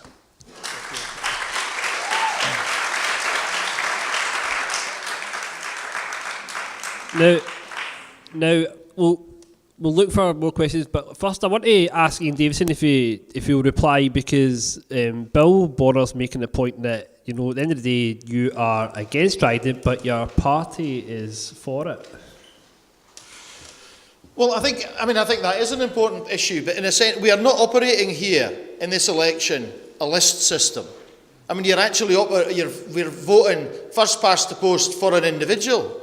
And therefore, I am making it absolutely clear where I stand on these sort of issues. And I think it is actually quite important to make the point that not only have I in the past, but I intend to in the future, vote according to my own conscience and my own commitments on a whole number of different issues. And therefore, I'm entitled, I think, to make it quite clear that there are issues in the past where I've voted against the line, and there are issues in the future where I will vote against the line. For example, I have put in a commitment in my manifesto saying that I will be voting against TTIP, irrespective of what my party says, because I'm convinced of the arguments against it. Right? I've also said that I have gone beyond my party in opposition to fracking, because I don't think for a moment that even though I went beyond my party in supporting the SNP's proposal for a moratorium, I mean, I actually agree with the Greens when they said that the SNP's moratorium, just simply a delay to get them over a difficult period, is not sufficient. So I don't accept that position either. And I've also said that I'm in favour of an EU referendum. So on all of those issues, I am making it absolutely clear where I stand, so that you're not just voting for a glove puppet or a clone. I am obviously within the framework of the Labour Party, but I have got disagreements with it on a number of other issues. And that's, you know, I'm making a clear commitment so that people understand where I am coming from. Now, I know that this is painful for some members of the other parties, particularly the SNP, who've had to sign in blood a commitment that they will never think for themselves on any issue whatsoever, or express any view that is contrary to that of the leadership. But if you're grown up in politics, you've got to be prepared to take your own decisions sometime and not hide behind your leadership.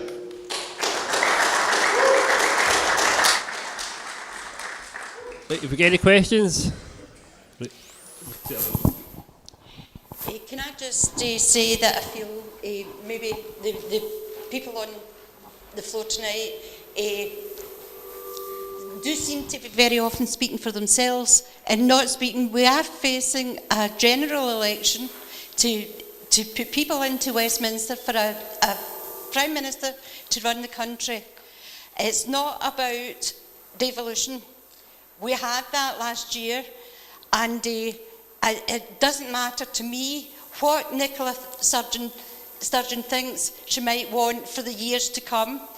It's up to the people of Scotland to decide again whether they want a devolution and another referendum.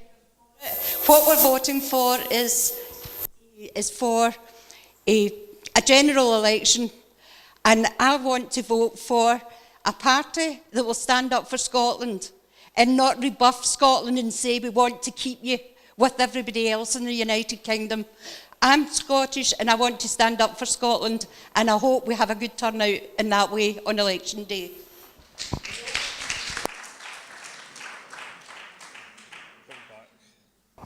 E.T. mentioned earlier the subject of minimum wage. Minimum wage can be really odd. It's just a figure. If you put the price of bread, milk, gas, electricity up. If there is a minimum wage, does it not also follow that there should be a maximum wage? And the difference there could make a difference in the community. Can any of you reply to that, please? No, that's a good point, because each party has a line on minimum wage, don't they? Now, Bill, what is the socialist stance on minimum wage? Just a couple of things on it. We had the minimum wage introduced by the last Labour government. But if you look at what the process was, they established the principle of the minimum wage, then immediately went into negotiation with the CBI and said to the CBI, we're going to legislate for minimum wage. You tell us the level of minimum wage which is acceptable to you. So what we ended up, not surprisingly, was the lowest level of minimum wage you could get. And in fact, one of the problems we got with the minimum wage, it actually had the effect on whole sections of the economy of actually driving wages down, because in whole sections, like for example, in the care section, the minimum wage has become the standard wage. So in that sense, if you set the minimum wage too low, it can actually have the opposite effect of raising wages. What we want to see is a basic minimum wage of £10 per hour, which is what people need to actually live on. I think that's a position which is gaining widespread support within the Labour movement. I think it's affordable, I think it's realistic, and when we're out campaigning with people, it's the one issue, or one of the main issues that people pick up on. So we would go for a £10 an hour minimum wage. Thank you, Bill. We'd also go for, sorry, just on another thing, we'd also go for the idea, and it's a good idea, of a maximum wage. You would support that. Sean Templeton, what's the Green Party stance on the national minimum wage, and would you support a maximum wage? Well, it sounds like I'm echoing Bill, but the Green Party were the first out with their manifesto, and they also had £10 an hour by 2020 in their manifesto, and they see that as, but there should almost be an automatically up to the living wage. That should be the starting point, and then moving up to £10 an hour by 2020 over the course of the time period. In terms of a maximum wage, I appreciate exactly where you're coming from, and I think it's difficult to legislate for private sector because it's difficult to tell private companies what to do. But when it comes to civil servants, I think you're probably right. When it comes to civil servants, bankers who are employed by banks currently mainly owned by the government, certainly there's no reason the government can't get involved in that when they're the main shareholder, but they don't. Why don't they do that? Well, exactly, but you have to ask, why is it the government does not interfere with the companies that they're the main shareholder in? And the reason is because it's all their pals. It's their pals that are the chairman, it's their pals that are the directors. It's a big friends club. You're laughing, but that's the truth of it. It's a friends club. So, in terms, I could actually tell you, I've already brought this up at the Green Conference. I can see no reason, and you're going to think this is a crazy number to start with. I can see no reason why, for example, a judge's wage should be the maximum wage for a civil servant. There are some civil servants working at heads of different departments, heads of NHS, on 300,000 upwards, sort of crazy numbers.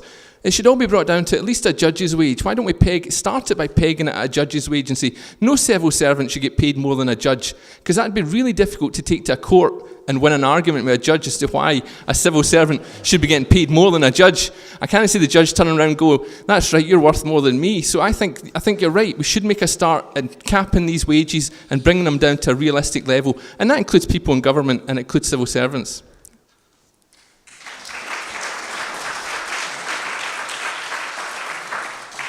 Chris Stevens, what's the SNP stance on the minimum wage? The SNP manifesto commitment is by 2020 a minimum wage of £8.70 an hour. And let me agree with some of Bill's remarks in terms of it's important that we keep increasing the minimum wage, because in some sectors the minimum wage actually is the going rate and becomes the maximum wage. In terms of maximising A maximum wage, sorry. I think it would be difficult to enforce, but the way you deal with those earning more is you tax them more. That's why we support that there should be a 50p tax rate at the higher rate, not 45, introduced by the Tories and the Liberals. Support a banker's bonus tax, and we support a tough tax dodgers bill. That's what we want to see in our manifesto. Ian Davison, Labour gave us a minimum wage. What's the stance on Labour's position going at this general election on the minimum wage? Well, on the minimum wage, we're in favour of it. We remain in favour of it. We recognise that there are some difficulties with it, such as the minimum wage becoming maximum wage. There is also, we recognise, abuses of the minimum wage by people very often in the public sector not being paid things like travelling time. And I think it's a disgrace that the Scottish Government hasn't dealt with that by making sure that travelling time is dealt with, is paid time, rather than just simply only contact time being paid. We have not, I must confess, come forward with a policy on a maximum wage. We are taking the view that we want to make sure that those who have the most pay more in tax. And I think this partly comes back to the lady's statement when she said about standing up for Scotland. See, I want to stand up for working people in Scotland. The Duke of Buccleuch is Scottish, but he's no friend of mine. And there are plenty of big landowners who are no friends of mine either. And they're not the sort of Scots I want to represent. So I want to hit some Scots who have houses over £2 million hard in order that we can spend more money on things like nurseries. I want to hit non-doms, whether or not they're Scottish or not. We want to take more money in a whole number of ways off those who are wealthiest as a first step. And I agree with the idea that we should be controlling public sector wages more carefully at the top end. The difficulty about applying it to the private sector is that they have much more flexibility about whether or not they transfer income that they are receiving away from, as it were, income that can be taxed in terms of a wage into capital gains, which can be taxed much more difficultly, and or putting things through tax havens. So we're in favour of closing all those loopholes as a first stage. So once we've done all those things, then yes, we might very well come back to the question of a maximum wage. But that's not, unlike the question of £5,000 for every food bank, going to be done in the first 24 hours of a Labour government. Isabel Nelson, what's the Liberal Democrat stance on the minimum wage, and would you support a maximum wage? I think our stance on a minimum wage is that it should be raised, and the living wage is more in keeping with what people need. But I think there's a real structural problem which nobody has actually mentioned. One of the problems we've got is the amount of working tax credits there are, and that was brought in by Gordon Brown some time ago, when he had the opportunity not to introduce tax credits for working people, but to do something about the minimum and living wages at that time. Because the result of that is that the taxpayer are subsidising big business and their profits by giving people who don't have a decent wage money to top it up. Now, that shouldn't have happened. Now, I'm not suggesting for a minute that we take working tax credits away from people. It's embedded in the situation in the system now, and it would be extremely difficult without doing something properly about the profits that are being made by big companies not paying the proper wage for the job. We as taxpayers, well, I'm a pensioner, so I don't pay much tax, but we're paying for that through the tax credits, and it shouldn't be happening. It should be the people who are making the profits that are paying the wages and paying a proper wage for what they're getting. Thank you, Isabel. Gordon McCaskill, would you What's the Conservative Party stance on the No, minimum actually, wage? I was laughing quite silently to myself as I listened to the various 57 varieties of the left wing bumming on in a bidding war about what minimum wage they're going to get you. And not one of them tells you how much tax you're going to be paying on that £10 minimum wage. Because to pay for all their fantasies, you'd be paying £4 out of your £10 in tax. So your minimum wage would be £6.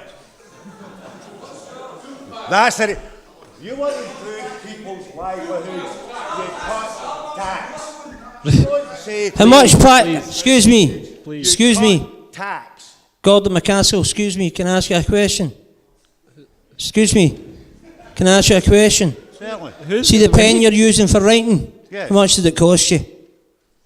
Actually, I got it from a company called Foray, so it didn't cost me Alright, so you anything. got it for nothing. Right, well, that kind of beats up.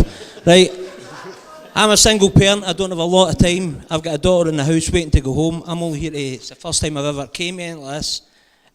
Everybody that's on the board, if they spent less time talking and just answering the questions, either yes or no when they're asked, we'd probably be a lot further on we are just now. The welfare state, benefit sanctions, bedroom tax.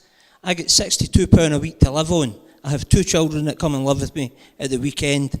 I've been told that I've got to pay the bedroom tax because they changed the laws that my daughter, who is 18, can sleep in the same room as her brother, who is 12.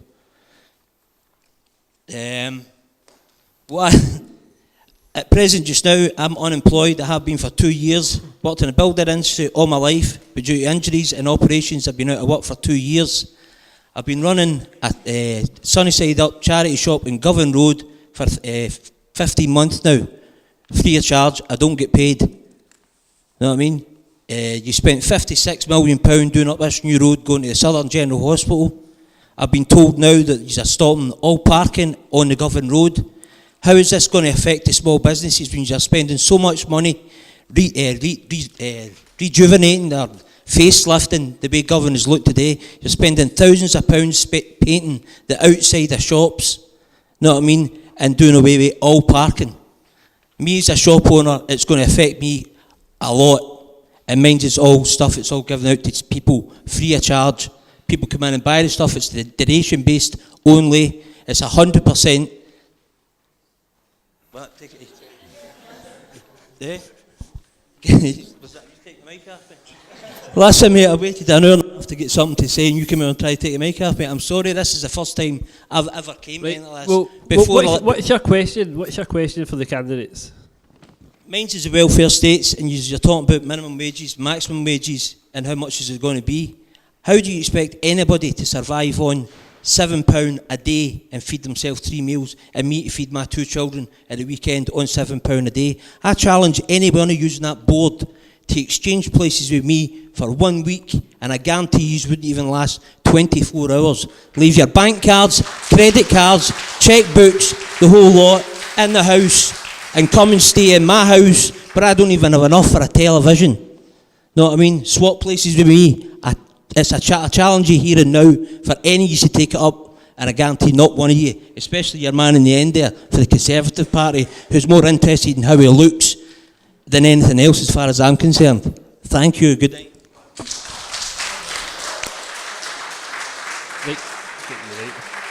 Chris.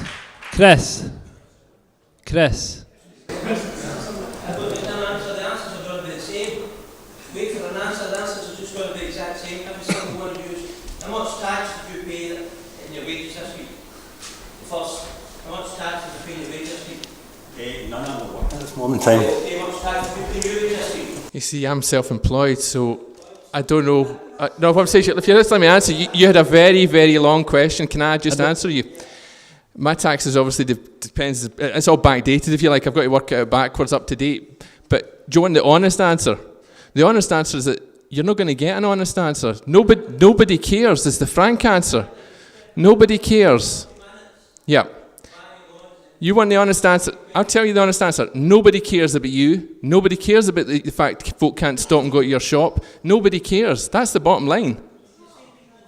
Right. But if you just listen to me a second, I'm talking about people when I thought. Listen. I'm talking about people. Listen to what I'm saying. I'm talking about people in authority, right? You're talking about the changes I've made to you in the road, etc. The fact is, nobody takes you into account when they make these decisions, is what I'm trying to say to you. Now, the Green Party have proposed a new way forward in terms of benefits, to get rid of benefits, to have what's called a citizen income, where everyone will get the same basic income, where they will be able to live off, where they will get and the amount that will be paid out will be dependent on you as an adult. You get a set amount, and you'll get something per child as well, and it will be enough. But there'll be a payment. There'll be a payment per child and a payment. I appreciate what you're saying. But the Green Party want to change it. They want rid of benefits. They want rid of this benefit culture where you're made to feel as if somehow you're, like they say down here, you're a scrounger because you're taking money because you're having to feed your kids.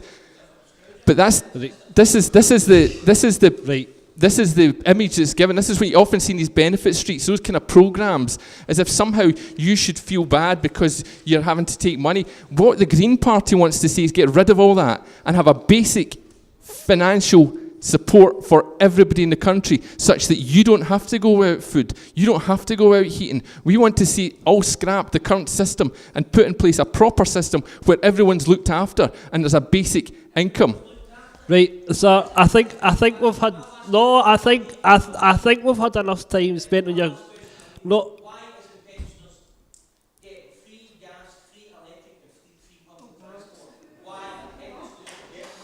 Right, come on, right. Chris, bring the mic down. For God's sake.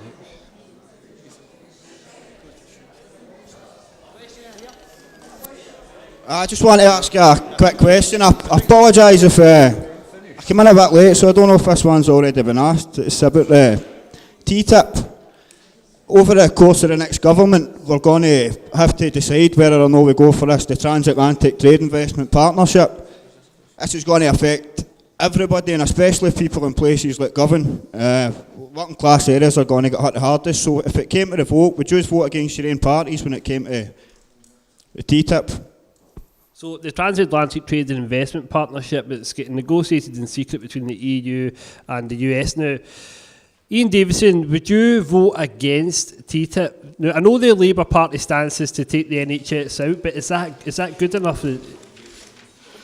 Well, by coincidence, I have with me here one of my election leaflets, which says that I will be voting. Ian will oppose the Transatlantic Trade and Investment Partnership, TTIP, and I think he can that's a commitment that I will vote against it. And in terms of my past offences, if they can be taken into account, when I say I'll vote against my party, I will do so. I will not have my strings pulled by the leadership.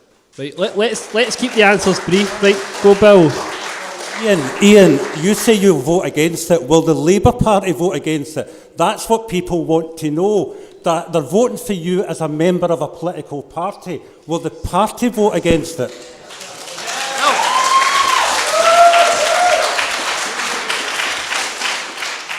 But in this constituency, you are voting for me, or not, as the case might be. And therefore, I am saying that I will be voting against TTIP, and therefore, when you cast your vote in the ballot paper, it will be a question of whether or not you vote for a candidate who is committed to vote against TTIP, because I don't know, the party has not decided its position on TTIP at this time. I have decided mine, and I have given you a commitment about what I will do. Chris Stevens, what is the SNP stance on TTIP? I've had a few people ask me that question, actually. Well, I'll tell you what I said at both the Unison UK conference and at the SNP Spring conference, because I seconded the resolution. If left unaltered, TTIP represents Thatcherism's ultimate triumph, because it will expose all public services to outsourcing and privatisation through the investor-state dispute mechanism. So I'm opposed to TTIP on that, and that's why I seconded the resolution at the SNP Spring Conference. And the other difficulty with TTIP is the lack of transparency and the secrecy surrounding the negotiations. As a lot of people distrust the EU and the US government on this, but I am wholly opposed to TTIP as it stands just now. As it stands just now. as it stands. Gordon McCaskill, Transatlantic Trade and Investment Partnership, would you oppose it? Well, first of all, let's get a couple of things straight. It is not the EU and America. It is the EU and NAFTA, the North American Free Trade Area. There are 33 countries involved. So when somebody says EU and America, they don't actually know anything about TTIP. Now here is a bit of history. A bit of history for you. There was a thing that used to be called GATT, the General Agreement on Tariffs and Trades. Uruguay around the 1992, 9 years. And at the end of the 9 years, they realised that the agreement they had made wasn't worth the 9 years of work. So they tried again with the Doha round in 2005, and it failed completely. So now, we don't have a worldwide general agreement on tariff and trade. We have TTIP, the Transatlantic Trade and Investment Partnership, which has got 33 countries, and they are our major trading partners. Now, there are negotiations going on, and they are unlikely to finish before 2017. And many of the things that you're concerned about will probably disappear off the table during the course of these negotiations. Kevin. The EU and NAFTA. Well, the EU, you do vote on them. You did vote on them last year. And the North American Free Trade Area, I suspect America and Canada, who are one of the two members. Mexico may be a bit less democratic, but yes, it is democratic. So, Gordon, would you vote against it? That's the question. No, you wouldn't. There's nothing to vote against. Isabel, quick answer, would you vote against it? I don't know enough about it to vote for it or against it. But what I do understand is that an identical treaty was made with Canada, and nobody objected. So I'm puzzled by the rationale behind the objections to this one. And the bottom line is that my understanding from the emails and stuff that I've got is that the main concern is on the National Health Service. Well, the Scottish Parliament is the guardians of the National Health Service in Scotland. If they don't want to enter into these contracts, they have the right not to do it. So it's not Westminster that's the guardian of the National Health Service. Would you vote against it, Isabel? Would you vote against it? You don't know enough about it? I don't know enough about it. There's still negotiations going on, so I don't... Well, hold on, let Sean Templeton come in. Sean, would you vote against TTIP? Quick answer. Very quickly, the Green Party's campaign against it. I would vote against it. There is no waffling around here. We are against it. It's undemocratic. It will lead to bad things for British workers and British industry. There's no two ways about it. It should simply be put to bed right now.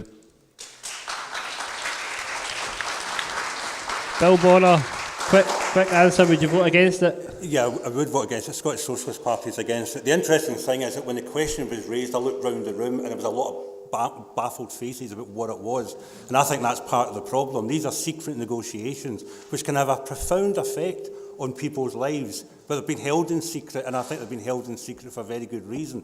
Essentially what it does is it lessens the ability of national governments to interfere with what multinational companies do. That's essentially what it is. It gives them far more control than they should have, and it lessens the ability of democratically elected governments to interfere in what they're doing. And on that basis alone, it should be opposed. Well,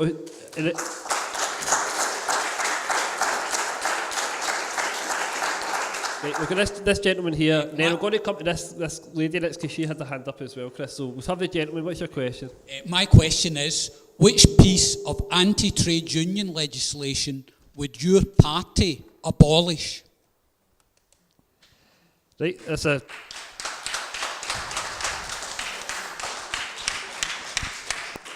As everybody knows, when Thatcher came in the 80s, she brought in anti-trade union laws. Ian Davison, why don't you answer that? Because we had 13 years of New Labour and they didn't repeal the harshest anti-trade union laws. So what would Labour do now if given the chance? Well, there's a string of of trade union laws that have been brought in with the deliberate intention of harnessing the trade unions. We are in favour of having discussions and negotiations with the unions about how we can amend some of these things. We would reintroduce, for example, check-off for all the civil service unions, which has been taken away at the Tories. But there's no point. This is one of the issues where I, again, take a different line from my party, but I can't guarantee that I'd be able to deliver it. I would be a force for removing the trade union legislation, which is why I am supported by virtually all of the trade unions, including Unison and the FBU, which is not an affiliated union of the Labour Party. They're supporting me because of my record on these issues. Chris Stevens, you're an active member at the SUC. What about the SNP? Would they repeal any anti-trade union laws? Yes, we would, and I will show you at the end an article I did for the Morning Star on this, on the trade union rights, but I think there's a couple of first ones that we have to roll back. First is the Tory and Lib Dem coalition removed the statutory redundancy notice from 90 days to 45 days. That's a clear attack on trade unions and workers and gives far too much power to employers and doesn't allow an employer or the trade unions the space and time to save jobs, in my opinion. It's one of the reasons why we have the economic difficulties we have and a drive down for low wages. So that's the first thing. Secondly, I agree with Ian about check-off, and I think that's a fundamental attack on the civil service trade union movement. We really should have trade union rights which go along with the European Social Charter and ILO conventions. That's what I believe in, and that's SNP policy. Gordon McCaskill, a quick answer now. Chris Stevens basically said there that the Conservative government is already reducing trade union rights just now. Would you continue to reduce trade union rights, or would you repeal any of the anti-trade union laws? There is nothing in our manifesto about repealing any of the trade union laws, and we do believe that when you take a trite ballot, there should be more than 50% of voting it, which has not been happening for several years. My own view is that the trade unions nowadays have got a significant problem because they have a large number of female employees who are unionists, and they are not keen on going on strike. Or at least not keen on going on strike for protracted periods. So the fact of the matter is that yes, we may have to look at trade union legislation again, but the time is not now. John, can I just object to that misogynistic answer there? I think that is an absolute disgrace. We have had from the Tory candidate tonight suggestions that British values and multiculturalism were somehow different, and then that misogyny. That's an absolute disgrace, and frankly, Gordon, you should vacuous nonsense. Let's try and squeeze in as many questions as we can. We've got a girl here first, Heather, then we'll move up. So, what's your question? Yeah, I've got a question, but first of all, I'll start with a comment. Ian, was there anything that the Labour Party will do in the future that will make you leave the party?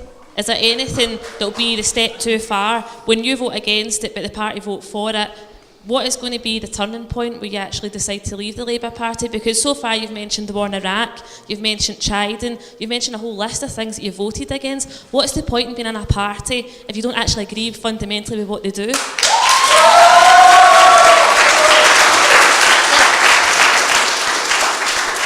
But I do agree fundamentally with the Labour Party, because I see the Labour Party as being the political wing of the trade union movement. And as long as we have that symbiotic relationship, then it seems to me that the Labour Party is the best chance that working people in this country have got of having social change and advance. And if you look at the programme, we were the people that introduced not only the National Health Service, but more recently, the National Minimum Wage. We're the people that have been making the run-in on taxing the rich. We're the people that have been making the run-in on improving the lot of working people in their employment place. And if you look at the alternatives, I mean, I rest my case. I need to say no more. But look, there is this myth that the SNP is a progressive left-wing organisation. If you look at the record in the Scottish Government, it has not been one of redistribution. There is not a single measure whereby they are transferring wealth and power in favour of working class people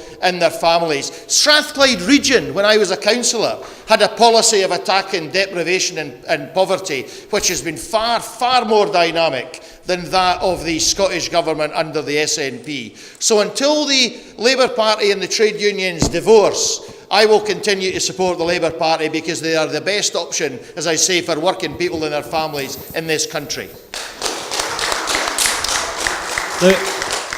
We'd like to take a question from the lady in the pink jumper. Mine is really a comment and a request to the people who do not, to the people who support independence. I've lived in Scotland for 40 years, nearly. I have worked in Scotland for 40 years. I have been a good citizen of Scotland for 40 years. I have done nothing in my experience to bring Scotland into disrepute. And I find it quite offensive when people who oppose, I support a United Kingdom. And I find it deeply offensive when I'm called a traitor. Because I have worked for Scotland, I have done everything. And I would request that the people who support independence would be not so disrespectful as to think that I am a traitor when I have done and will continue to do everything I can to support Scotland. So please will you encourage your members, all those who are opposed, who support independence, will you encourage your members to respect those who do not agree with you? And I'm sure there'll be Labour Party people as well who can be disrespectful. I don't live in cloud cuckoo land. But I would ask you to please bear that in mind. I have worked for Scotland. I stand for Scotland now. I will fight for Scotland. But I will fight for Scotland as part of the UK. So please do not disrespect me and disrespect people like me. I'm very passionate about Scotland and would ask you to bear that in mind. Thank you. Hold on, Chris Stevens is going to reply.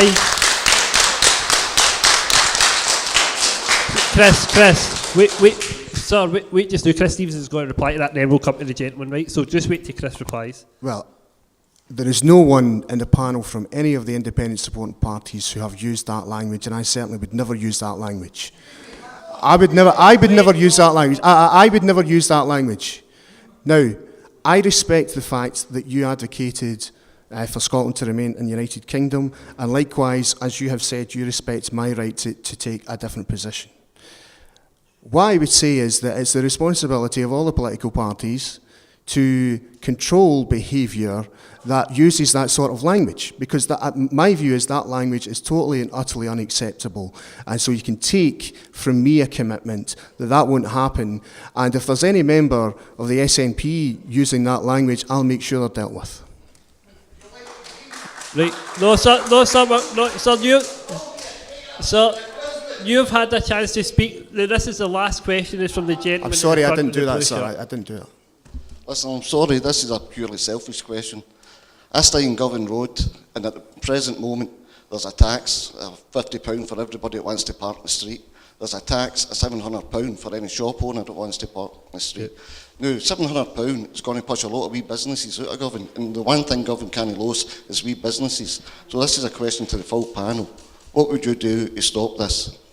Right, no, that's a good question, because we have covered that in Sunny Govan Radio as well. We had Labour councillors on, Alistair Watson and John Kane as well. Now, Ian Davison, this is it seems to be a problem with where the responsibility of this lies. You seem to have the council blaming the SNP government, and vice versa, the SNP government saying that it's the council's fault. So, Ian Davison, what would you do? Because it's a Labour-led council just now at Glasgow. What would you do to help rectify this situation for the people of G51? Well, I know that the campaign for G51 wanted to avoid their issue being drawn into the political arena, and that they did, and therefore resisted putting leaflets out and all the rest of it. However, since you've raised it, I will respond to that.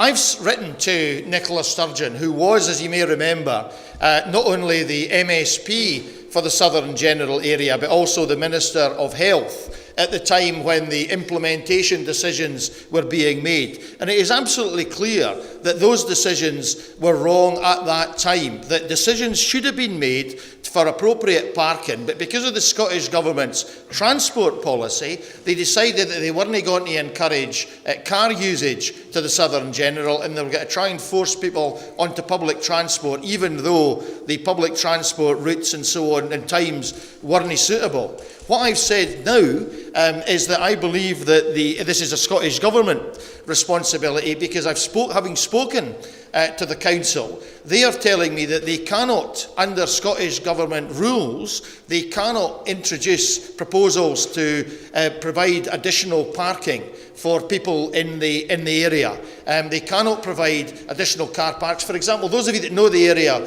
will know that the Govan shipyard site at the far end, there's a huge area there which is not used at the moment, which could quite easily be turned almost immediately, not necessarily within 24 hours, but we could almost immediately could be turned into additional car parking in order to free up all the area all the difficulty that there is. I mean, having spoken to the officials on the council and having spoken to our councillors, they are saying that they are hamstrung by the Scottish Government policy in terms of public transport and the like. The longer term, the short term solution is to provide more alternative parking. Ideally, the Scottish Government via the health service, but I wouldn't want the money taken from the health service, if they have to introduce a parking scheme, should be paying the fees that local residents or local businesses have to incur. I mean, I can see that there has to be some control of parking in these circumstances, because, as you'll know, I mean, people would choose, if they could, to park as close as possible to where they're going, even if it inconveniences somebody else, and even if there's a slightly further away, free car park. So there would have to be some control. But if you're going to be fair to people elsewhere in the city who are paying, then some payments got to be made, because otherwise you would have a subsidy effectively from the council taxpayers of the rest of the city to the local residents. So it should be paid, there should be a scheme. It should be paid for by the Scottish Government. The Scottish Government should be prepared to allow the Council to relax the rules on planning regulations to allow sufficient parking to be provided as part of a long-term solution. I mean, they should also think about whether or not they can look at ways in which they can divert traffic off the expressway and onto into the hospital or into new car parking facilities, more easily than that is done at the moment. But that's a slightly longer-term facility. But given that this is a Scottish Government initiative, that the rules on planning and on public transport regulation are all determined by the Scottish Government, and given that the present First Minister was actually the MSP and the Health Minister at the time when all this mess was done, then they should sort it out. Chris Stevens, Ian Davison saying it's the responsibility of the Scottish Government, and the SNP are the Scottish Government. Do you accept that? And how is it? Well, I'm going to give a complete answer. I'm going to give a complete answer, because the G51 free parking group met me and SNP councillors. Now, firstly, they asked for a motion to go to the council to see if we can sort out some of the difficulties between the Scottish Government and the Council, and that was agreed, as I understand it, unanimously. There was an amendment accepted and all the rest of it. Stephen Dornan did that. We then come to the issue of the traffic regulation order that the Council have put forward. And I can tell you, sir, that the only two elected representatives who have objected to the traffic regulation order are Stephen Dornan and Hamza Yusuf. I am not aware of any other elected representative serving that G51 area who's objected to that traffic regulation order. Now, I think the G51 group have presented a strong case in terms of making sure that they're able to park, to ensure that carers get in to see their relatives, and I support that position. I think it's clear to me that there should be free parking in G51. It's a unique situation. It's not like living next to a football stadium where there are 2 events a week. This is permanent. And I support free parking for G51. Great. Thank you. Now, unfortunately, that is all the time we have. I mean, we've ran half an hour over, so I'd like to thank everybody. I'd like to thank everybody in the crowd for coming and for asking questions. I'd like to thank all the candidates as well, because they gave up their spare time and their free time to come along and participate. So thank you very much for that. And hope you all have a safe journey home. And a vote of thanks to the chair, please.